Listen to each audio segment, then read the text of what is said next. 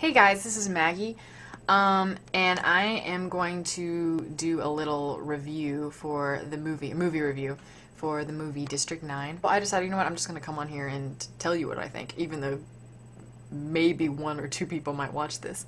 Hello everybody, welcome to my 1000th subscriber celebration. What you just saw was my very first YouTube video, which was all the way back in 2009. I was 19 years old.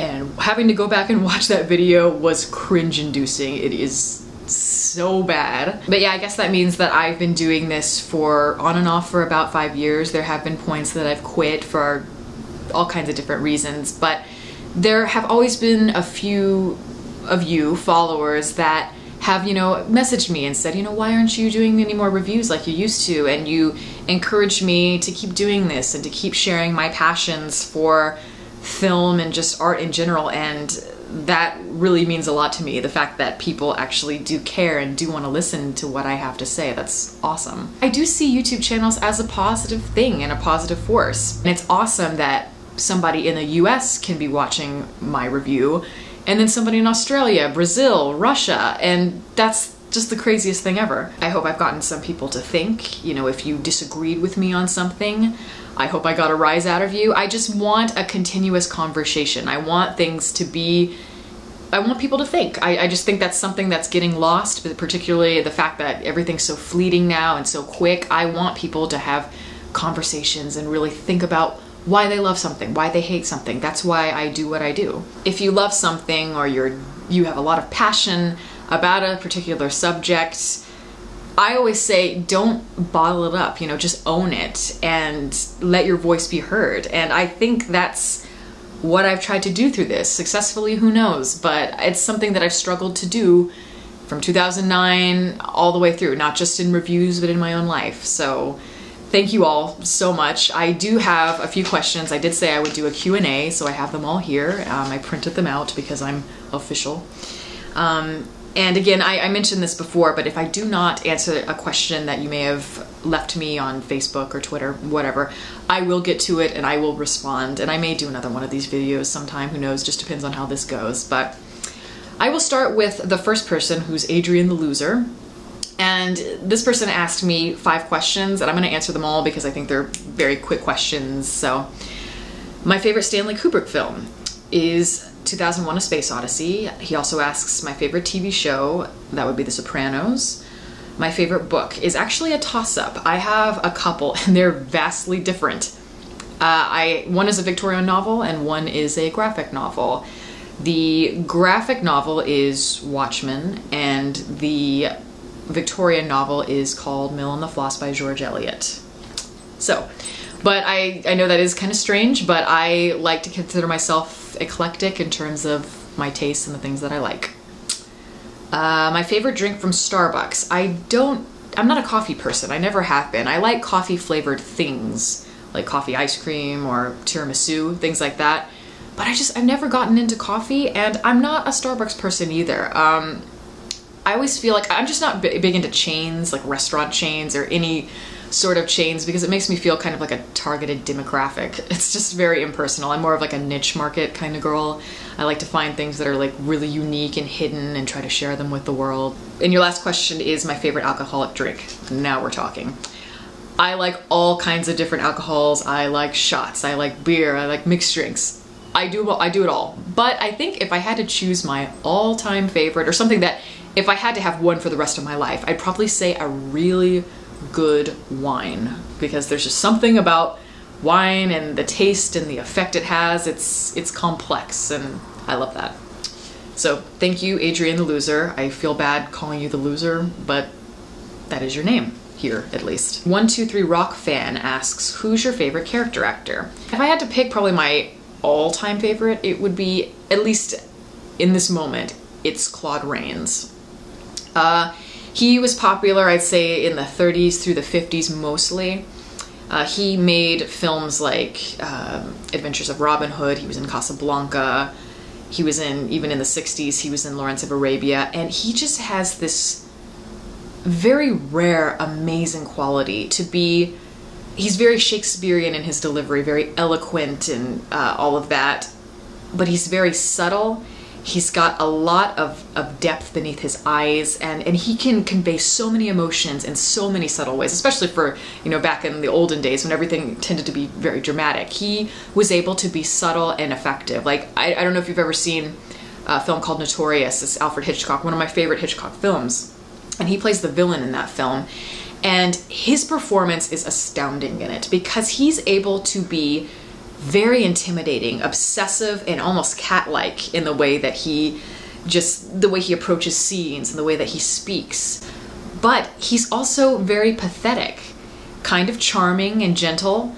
And it's like, how do you pull that off? How do you be charming, scary, yet pathetic? I can't imagine.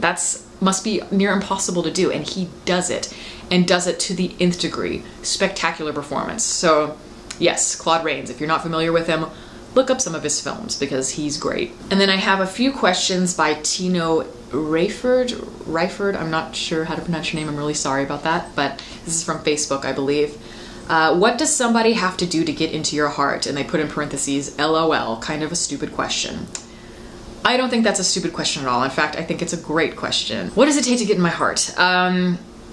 A lot, I will say. It's not easy to get into my heart, but I would say somebody that is intelligent, insightful, somebody who is passionate. I tend to gravitate towards creative people just because, you know, as I said, I like people that are insightful and can have a good conversation, a meaningful conversation.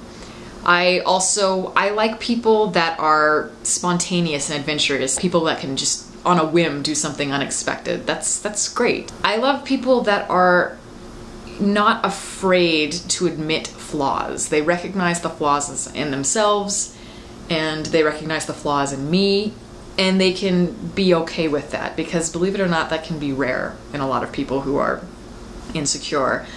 And above all, just somebody who's real, somebody who's not afraid to just be open and be honest.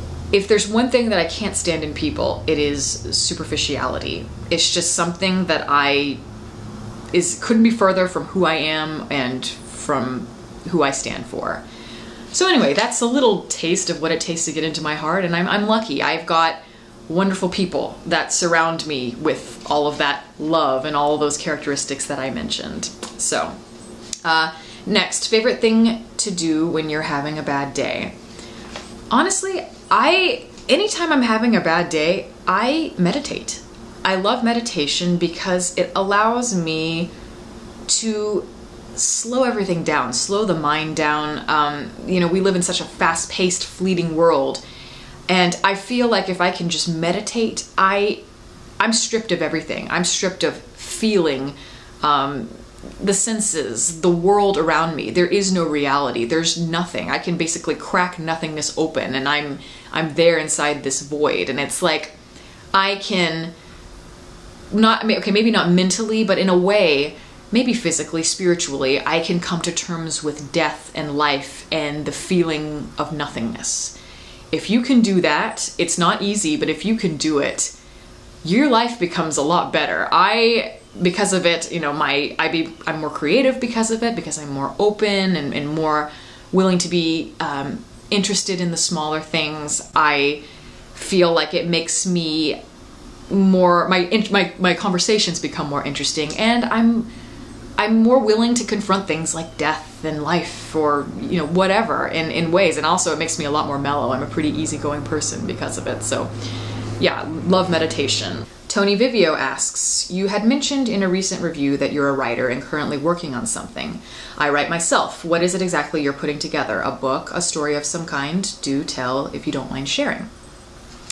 Well, I am a writer. I was an English major in college. Focus was creative writing. I tend to do a lot of poetry. That's my thing. But I think I started out doing more nonfiction, some creative fiction here and there, but I'm not very good at it. Nonfiction is really something that I'm trying to return to, which I haven't done in a couple years. And this is a nonfiction piece that I'm writing, and it's becoming pretty long, but it's something that means a lot to me. It's without giving away too much information, it takes place, it's all in one day, and it is about a specific time in my life, about a year ago, where I had an astounding euphoria, where things changed. I have not been the same person. Morally, I'm different. My beliefs are different. I was able to just become open in ways that I never thought I would, and because of it, I'm almost a different person. I shouldn't say different, but a more evolved person. So it's a very special, kind of crazy thing that happened to me, and that is what my piece is about. And Horror Movie Fanatic 25 asks, what's a so-called classic that underwhelms you? I'm gonna go controversial on this one, and yes, you can attack me all you want, I don't care. But Schindler's List, that is a film, a classic, that underwhelms me. And my reasoning for that, now, well, let me just say, I think it's a very well-made movie. It's wonderfully composed and put together, beautifully shot, seamless, you know, the acting is wonderful, all of that. But I think it addresses, you know, a situation in history like the Holocaust in a way that is too neat and tidy and too Hollywood for something as massive as the Holocaust. Steven Spielberg is great at making a certain film, and I just don't think that he's the kind of person who needs to be taking on something like this. Now, I could be bitter because I wanted Stanley Kubrick to be the one to do it, because originally he was going to make a Holocaust film, but he did not, because he knew that Steven Spielberg was going to make Schindler's List, so he kind of backed off it. But I just think, even if, say, Kubrick did make his film anyway, I think that even if it wasn't well received, or, you know, wasn't a good film necessarily, you would be arguing about it. It would be experimental. It would be far more layered and complex, I'm almost positive, because that's the kind of director that Stanley Kubrick is, and that's the kind of director that Steven Spielberg tends to not be. The ending to me is too hopeful and too sentimental. It's very neatly packaged.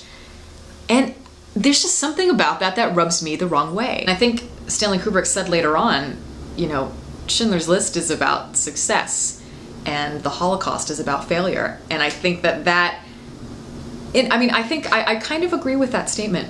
I think that there are a lot better films that, usually more indirect films that deal with the Holocaust in just a more interesting way, in a more complex way. I mean, I guess the easiest example I can think of at this moment would be Roman Polanski's The Pianist.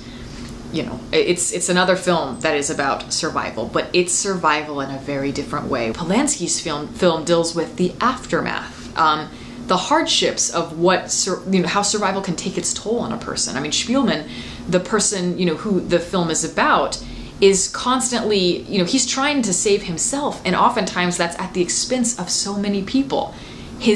Everybody in his family, innocent bystanders, and how does that affect a person? All the guilt that is associated with that must be monumental. Having to deal with that loneliness, that sadness, having to confront whether or not survival is truly something we should want so instinctively. I mean, even just right there in that statement, that is far more interesting, far more complex. I'm thinking about survival and what it means, rather than looking at it as this glorified, romanticized thing. There are consequences oftentimes, and I'm not debating, I'm not talking about the actual historical events. I'm not, you know, debating what Oskar Schindler did in real life. I'm talking about the way it was interpreted.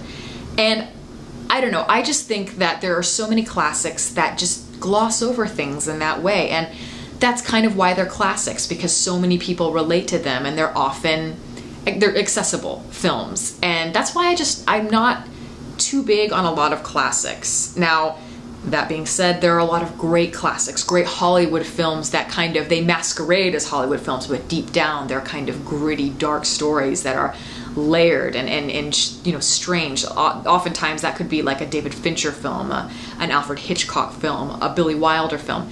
Those I love, but I feel like with Steven Spielberg, I prefer his escapist entertainment. So yeah, never been a fan of Schindler's List, and yes, you can all send your hate mail to me, that's fine, but that's just my opinion. So yeah, I'll end it on that note. I know it's probably not the greatest note to end it on, but whatever.